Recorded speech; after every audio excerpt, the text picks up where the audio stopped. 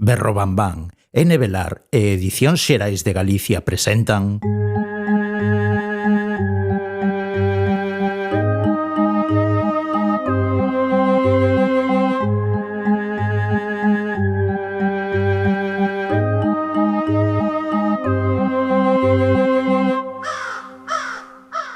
Trece avisos.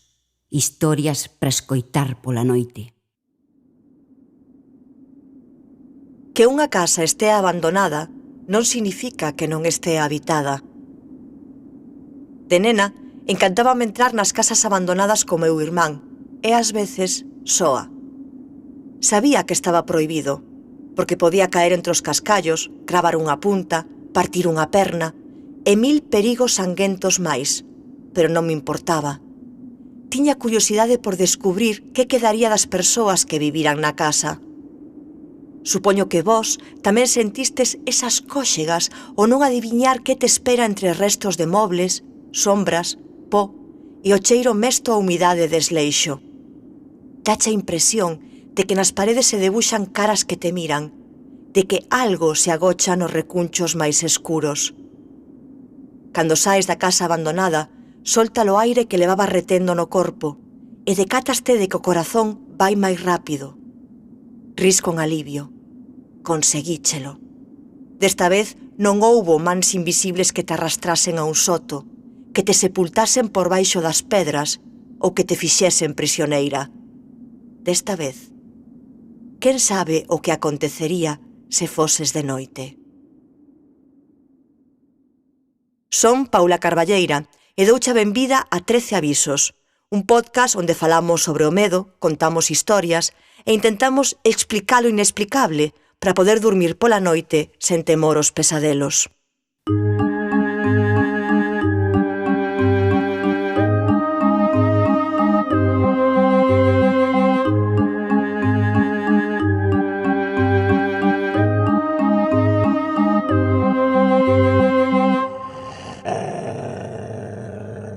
Casas abandonadas.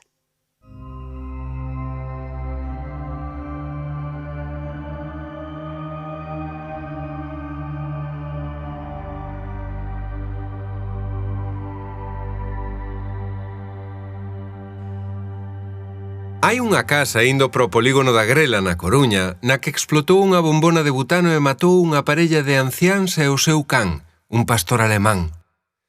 Quen pasa por alí escoita uns ouveos deses que esgazan o peito como o anuncio dunha desgraza. Aseguran ter visto a silueta dun can enorme cunha cadea e un colar ao pescozo. Quizáis estea esperando que o solten e correr libre, por fin. Na rúa Camelias, en Vigo, asasinaron unha muller no seu piso. Desde aquela, a muller aparece e bate con rabia ás portas. Ninguén quere ocupar o piso, aínda que non se pode dicir que estea baleiro. Nel protesta o espírito desa muller. Esa é a súa maneira de seguir no recordo. De feito, chámanlle o piso de Mariana, e as veciñas e os veciños saben que a única maneira de acougala é murmurando: penso en ti, Mariana, queda tranquila, descansa. A casa dos medos de Lariño está pechada e a familia que a mercou vive na casa do lado porque non podían aturar os berros, as rachas súbitas de vento frío e a presenza dunha señora, a antiga propietaria, enfadada porque non cumpriran a súa derradeira vontade. Se entrabas na casa, o medo obrigábache a marchar. E é que a antiga propietaria non quería que a vendesen. Podían quedar nela os seus descendentes, ninguén de fora.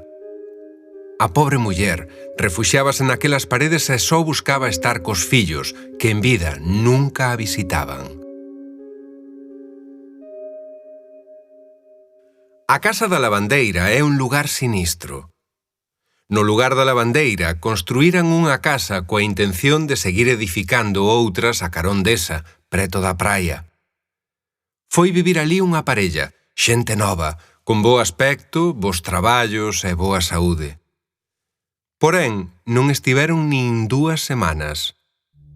Dicían que non podían dormir, que acordaban no medio da noite cos prantos dun bebé, O construtor intentou convencelos de que o que escoitaban eran as gaivotas, os sons do mar. A parella marchou, chegou outra, e despois outra, e así ata 5 parellas. Todas se queixaban de non poder dormir polos prantos dun bebé. O construtor non fixo máis casas e a xente comezou a falar do meigallo da casa da lavandeira e prohibían aos nenos e as nenas que pasasen por diante dela para ir á praia. Co tempo, a casa da lavandeira foise ensombrecendo. O musgo cubría e a humidade tinxira de negro.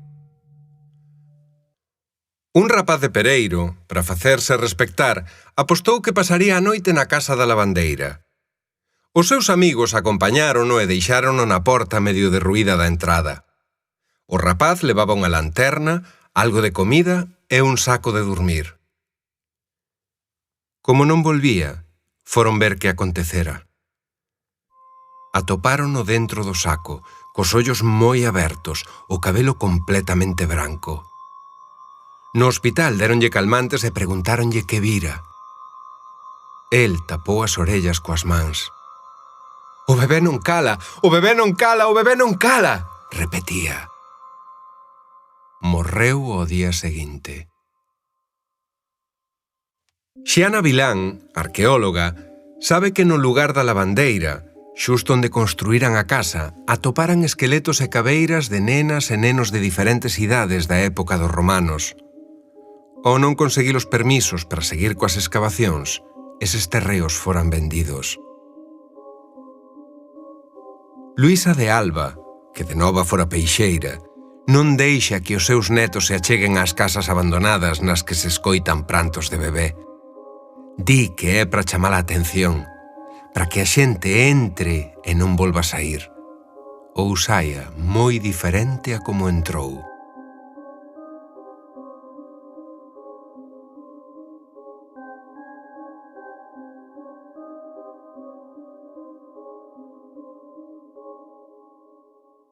Ten conta se entras nunha casa abandonada. Podes atopar calquera cousa, calquera persoa, calquera ser deste ou do outro mundo. Son lugares de ninguén e, polo tanto, refuxios.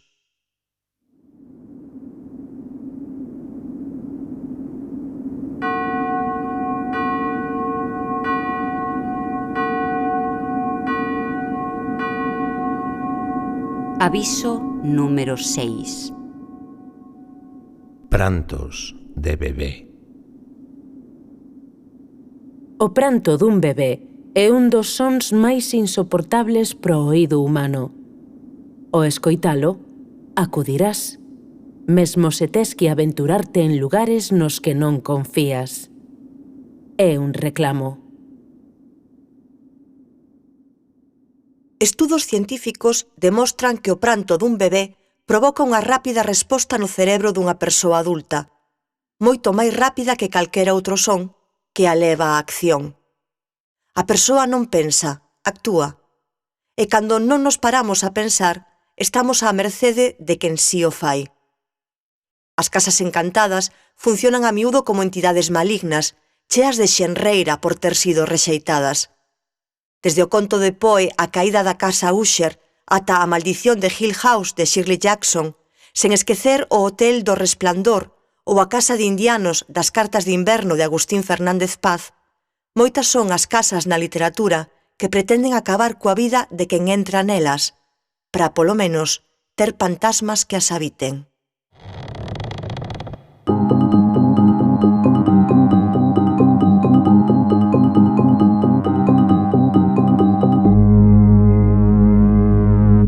Historias do ataúde. Comezamos a nosa sección Contos do ataúde, co ataúde de cartón que temos aquí no medio, para abrilo e ler algún dos microrelatos que temos dentro. Vou abrir, a ver, apartado de efectos especiais. Preparados, preparadas? Sí. Blum. Carai, que forza. Quen colle un microrelato? Eu. A quen lle pasas? A Paula. Bo. Jo, tío. Carai. vou mirar se está asinado por alguén. Non. Estades? Sí, sí. Expectantes. Na miña clase somos 25 nenos, pero todos os días desaparece algún. Vese que os profesores deixaron a dieta. Este ten sentido de humor, Cántame. É moi gracioso. Que me canta a mí e que lle canta os profesores e as profesoras que están escoitando. Pero isto é contos de terror, pero con moito humor, non? Con que tamén hai, non? Cousas Claro, sí. de que poden dar medo, pero que tamén son moi graciosas. De feito din que o humor e o terror moitas veces van da man, non? Que ás veces para relaxar a tensión, en todas as películas de terror hai algún momento, bueno, casi hai todas. varias. No, eu estaba pensando, por exemplo, isto de Faculty, creo que era, non? Que é unha cousa parecida, que os profesores son extraterrestres. Sí, non me lembro exactamente, pero os profesores eran algo chungo. E despois, nada, e humor estaba pensando, pois eu que sei, o mesmo Scream ou esta de Berto, a serie que estrenou o ano pasado, no 2023. É certo. Sí. Pero bueno, tamén en moitas películas xaponesas que están ambientadas en institutos ou así, sempre hai unha parte de humor. Porque polo xeral son xente nova, que están aí e fan ese contraste. Bueno, e aparte a min ás veces me resulta hasta gracioso o que acontece na película, que é de terror. Non ten nada que decir a isto, José. O amor, onde está o amor? Onde está o amor? No, pareceme moi ben, ademais. É unha forma moi inteligente de insultar os profesores tamén. Pero insultar non están insultando os profesores. Sí, no fondo Deixaron a sí, dieta. é unha maneira elegante. Pero encántame, porque vese que deixaron a dieta. O sexa, que se supón que mentres están a dieta os profesores non comen nenos, non? Pero desde o momento que deixan a dieta que non é antropófaga, Sí, é unha maneira de, bueno, eso que decía de que é elegante, non? Está dicindo, pero non lle están chamando nada exactamente. Claro, pero é como se os nenos, o neno ou a nena que leu, o sea, que escribiu isto, está vendo os profesores como contidos, non? Como que en algún momento estas persoas que están aí, que se lles ve un esforzo de paciencia sobrehumana cada día, van perdela. E antes éramos 25, pero... Recordades unha peli que a mí encantárame porque non sabía o que era o cine gore, e recordo ir con, tamén, estaría 12, 13 anos, ir ver unha peli dun director que daquela, creo que era a primeira peli que facía ou así, e chamábase Peter Jackson. Tiña dúas pelis gores, pero non sabía o que era o gore daquela. Unha chamábase Bad Taste, mal gusto, e outra era, en castelán, traducirana como Tu madre se ha comido a mi perro. Sí, moi divertida. Que en inglés era, o título original era Brain Dead. E Bad Taste, o argumento era uns alienígenas que chegaban á Terra porque se lles acabara a carne para a súa cadea de comida rápida intergaláctica e entón viñan á Terra a buscar materia prima. En primeiro fixera un traballo para antropoloxía, encargáranos un traballo sobre canibalismo. E a miña parte ia sobre o canibalismo na linguaxe. Todas as expresións que hai para está para comelo, está para tal, bueno, que o tema do canibalismo, aínda que non nos demos conta porque o temos moi integrado, está moi metido na linguaxe. Moito. Claro, porque é o instinto, non? O instinto primario de algo bo, algo que che entra polos ollos ten que ser comestible. Claro.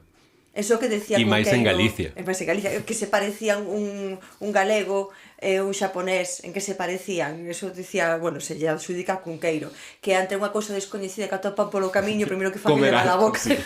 Pois mira o que nos deu para falar este conto. Pois sí.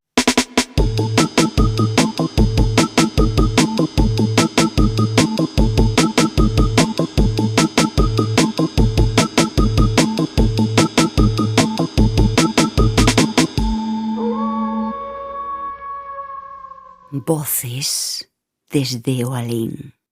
Queremos escoitar esas voces que nos chegan desde diferentes lugares, voces de persoas que saben sobre o medo, sobre os medos, que os escriben, os debuxan, os contan, os imaxinan e os comparten. Persoas que para nós, de algún xeito, son unha referencia nestes eidos misteriosos nos que nos movemos. Hoxe, en Voces desde o Alén, contamos con Juan Lago. El é profesor de inglés e experto no ensino e avaliación da mediación lingüística en contextos plurilingües e multiculturais. Nacido e criado en Louro, nel conflúen a herdanza da tradición oral e o seu interese pola lingua, a literatura e a cultura anglófona. No libro 13 avisos contos para ler pola noite, menciónase unha das historias relacionadas con lugares malditos que lle contaban na infancia. E a primeira pregunta que che vou facer é se nos podes contar a primeira lembranza que teñas de sentir medo. Pois realmente a primeira é de cando era moi cativo, porque eu non teño irmáns, nin irmás, entón vivíamos nunha casa de aldea, en Louro, e ás veces pois a miña nai non estaba e a miña avoa tampouco. E lembro un día era outono, non sei se era novembro, outubro, de escoitar como ruídos. Entón xa empecé eu a coller medo e gritei, mamá, ninguén contestou, avoa, tampouco, e dixen, bueno, pois, teñome calmar de valor, estaba abaixo na cociña e había que subir ao andar de arriba e logo faiado, que o faiado era ese cuarto escuro dos segredos, dos medos e dos arrepíos. Entón, ala fun. As pernas non me levaban, pero bueno, a cabeza sí. E un pouco tamén a ansia. Entón subín ao cuarto de arriba, ao piso de arriba, volvín preguntar, mamá, avoa, non había ninguén. E dixen, bueno, pois isto ten que vir de arriba de vez. A la fun, había unhas escaleiriñas pequenas e tiñas que baixar a cabeza para non tropezar bueno, había como unhas vigas e abrín a porta, pero xa digo, o corazón era como, isto estoupa, ou morro aquí, ou vivo para sempre. E realmente era que quedara aberta, ou as trampillas chamábanse, e que pasa? Como entraba aire e había vento, movía todo o que había pois roupa colgada, que empregaba a miña nai para secar a roupa moitas veces, e había algunhas caixas e algúns, bueno, non sei se roupa vello ou unhas maletas, entón claro, co vento chocaban unhas coas outras, e quedei tranquilo, vi o que era, pechei a ventana, e baixei, pero o medo que pasei, dixe, nada, aquí xa me atopan cadáver. Lembro como, de feito, estou me acordando e sudo porque digo, mi madriña, que medo pasei aquel día. Mira, ti estás aquí tamén como unha das persoas referentes do libro 13 avisos, porque ti contáchesme unha das historias que están aí. Non sei se te lembras, é a historia da Casa dos Medos ou a Casa do Medo, non sei moi ben. É a Casa dos Medos en plural ou incluso a Casa da Curva, porque é indo de Louro, pasando a Area Maior, que agora é moi coñecida toda a zona do Ancoradoiro, e colles a curva, indo en coche, e xa pasa de ser o Concello de Muros ao Concello de Carnota. Empeza Lariño, e é das primeiras casas que está na curva, é unha casa que ten moita historia e, sobre todo, moita historia relacionada co medo, co descoñecemento e coa escuridade tamén. E podes nos contar brevemente o que ti escoitaches ou que a ti che contaron da Casa dos Medos? Eu o que máis sei sabía pola miña nai, por Pepita, pero tamén pola miña avoa, Lola, que nos contaba, non se vos ocurra metervos nesa casa que está, ten o demo dentro, decían. E a xente escoita voces, hai quen desapareceu, bueno, isto xa sabes que contan que foron rapaces e rapazas e nunca máis os atoparon. Entón o que decían é que se escoitaban gritos. Alguén que se laiaba ou alguén que pedía como auxilio. E a historia é que esta señora, que era como moi pobre, penso que a historia era así, que cando morreu, que dixo que nunca venderan a casa, porque a casa como que ela traballara moito por ela, creo que se chamaba Cristina, de feito. A señora morreu, e os fillos nada, pois xa non vivían en Lariño nin pola zona, e o que adoita pasar pois coas herencias, venderon a casa e nunca máis repartiron os cartos. Entón a lenda di, ou a historia, que o espírito da señora, da dona, que volvía para botalos da casa, porque realmente a casa era dela, e nunca quixo que se vendera. Entón era como que a casa estaba encantada, ou endemoniada, como decían, e donos tras donos que mercaban a casa, pero volvían a vender porque non podían vivir nela porque tiñan medo, efectivamente. E de feito estivo moito tempo como sen restaurar e podías entrar. Eu nese caso, gritos nunca escoitamos, pero o medo, a sensación esta de que había unha presenza estrana, si que o tiñamos. E lembro de ir co meu curmán, que vivía ali, e cos amigos del. Entón era como un desafío, un reto. Temos que ir á Casa dos Medos, temos que ir á Casa dos Medos. Entón íamos todos collidos da man, con perdón, cagados, pero son as cousas dos rapaces, de buscar ese medo. Ti agora estás en Indiana, tes unha profesión moi relacionada coa mediación, co ensino, ademais, pois, un gusto pola arte, non? Pola literatura en concreto. Ti crees que desas narracións iniciais, non? Pois, puido xurdir algo do que ti despois fuches, pois, afondando, perfeccionando ao longo da túa vida? Por suposto, quero dicir, eu sempre, é que me coñece moi ben, fago referencia á miña avoa María, criei-me con ela e pasei moito tempo con ela. Entón era como narración oral e contos en persoa. Tardes de inverno, de outono, aldea, unha casa de aldea, entón eu escoitaba todo e sempre fun como así moi preguntón, e ela contaba. Entón, eso, escoitando, pois, da época da guerra, de mortos, de lendas do pobo de Louro, da aldeiña de Louro que estaba cara xunto ao Monte Louro, que se fundiu, e que tamén hai a lenda de que a noite de San Xoán que se oen os berros e os gritos de auxilio da xente que afogou, porque medrou, como dicían en Louro, medrou o mar e afogou a todo o mundo, que agora é o lago. Entón, esas narracións fai pois que cree o gusto e tamén o interese por seguir lendo e seguir aprendendo. Que deriva ao final, pois, no gusto pola literatura, polas lendas, polas culturas, toda a narrativa oral, sexa cal sexa a cultura ou o país, está presente e queiras que non, pois, é un detonante para continuar e mellorar, pois, ao longo da vida, tanto persoal como profesional. Supoño que tamén é moi necesaria para a expresión oral, non? Por suposto, de feito, as actividades que celebran tanto no Clube de Español como o alumnado maioritariamente son universitarios. É certo que contando historias que lle son atractivas ou relevantes, non necesariamente só de medo ou de terror, pero de viaxes ou de... A veces falan de libros, de películas, pero sí enfocan moito a parte cultural, non só a lingüística, senón a sociolingüística.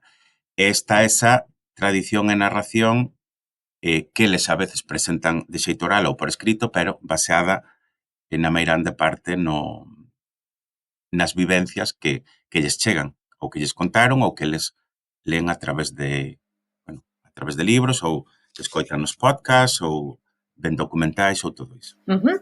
Se eu che expoño así o tema do medo, non? Entón a ti, inmediatamente, que referencias che veñen á cabeza? Frankenstein.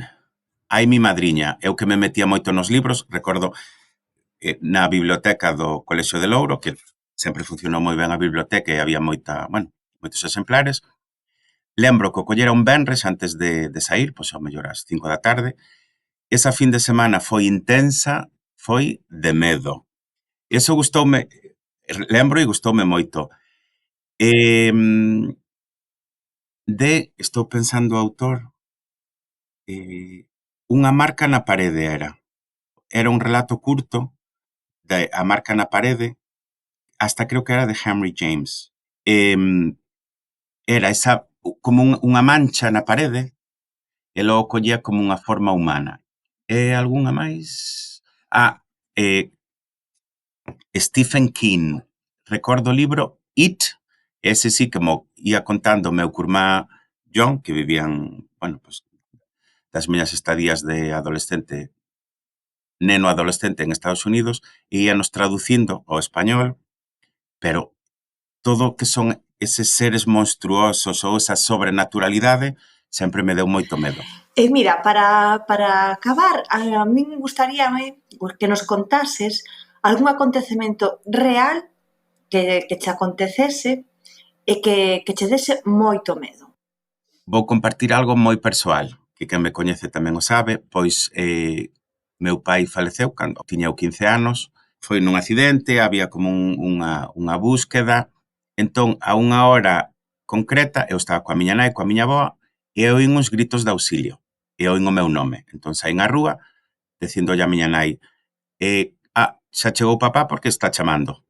Pois vai por el, porque vivíamos nunha costa, nunha costiña, saio fora e digo, non está. E digo, xa está este rapaz inventando sempre. Seguro que non oiches nada. Eu, mamá, que sí, que oen o meu nome. Desgraciadamente, pois si faleceu, e no informe da autopsia, esa hora na que eu escoitei os gritos, constatouse que fora a hora do falecemento. Eso podo contalo agora, pero durante moitos anos pois foi moi intenso. E logo tamén, na mesma liña, a miña madriña, Lola, estivo ingresada moito tempo no Hospital Antigo de Santiago, entón, como eu estudaba ali, pasaba moitas tardes con ela, ias vendo pois, que a situación médica empeoraba, e sabes que o desenlace pode ser negativo. Nunha fin de semana, eu fora a Louro, non estaba en Santiago, e despertei pola noite, non sei se 3 da mañá, 4 da mañá, cun medo e tamén que oían as voces, oían os gritos, e fun ao cuarto da miña nai. E digolle, mamá, madriña, que era a miña madriña, acaba de morrer. Xa está, claro, non era unha época de móviles, nin de comunicacións como é agora. Xa está este rapaz, vaite para a cama, que non faz máis que meterme a min medo no corpo. E xe, bueno, que saibas que chamou por min, acaba de morrer. E a primeira hora da mañán chamaron do hospital, que sí, que morrera pois na medianoite, que xa encontraron morta pola mañán.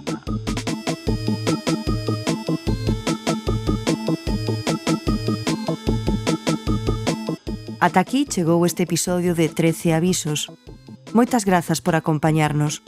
Que pasedes unhas boas noites e un consello, non fuxades do medo, espantádeo.